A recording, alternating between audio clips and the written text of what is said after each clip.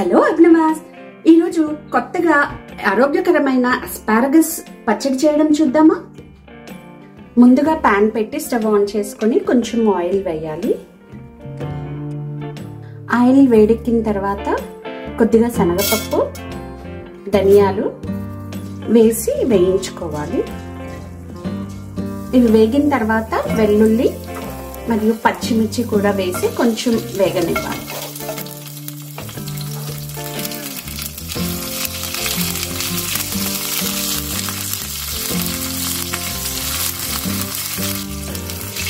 ఇవన్నీ కొంచెం చిట్పట్లాడిన తర్వాత ఇప్పుడు ఆస్పారగస్ ముక్కలుగా కట్ చేసుకున్నవి వేసుకొని వేయించుకోవాలి. ఆస్పారగస్ చాలా హెల్దీ.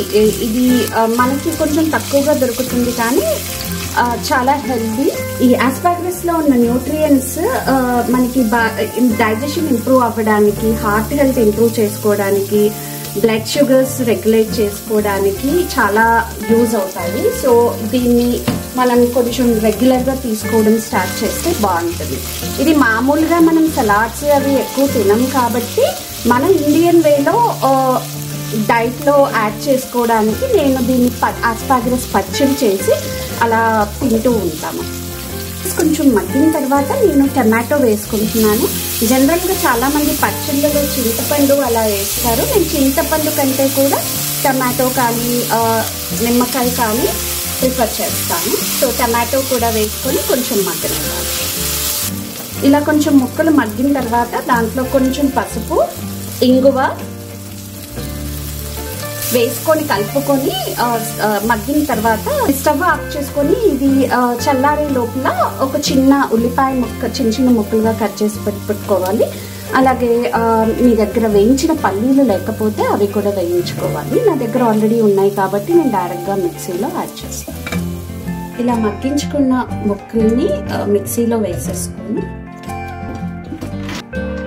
కొన్ని వేయించి పెట్టుకున్న పల్లీలు వేసుకోవాలి, తగినంత ఉప్పు.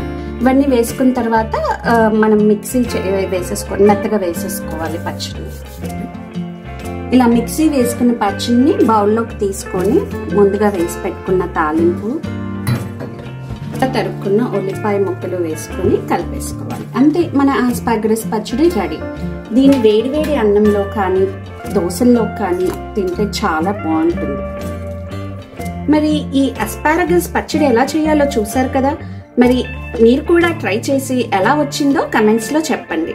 Please like, share, comment and subscribe to అభినవాస్.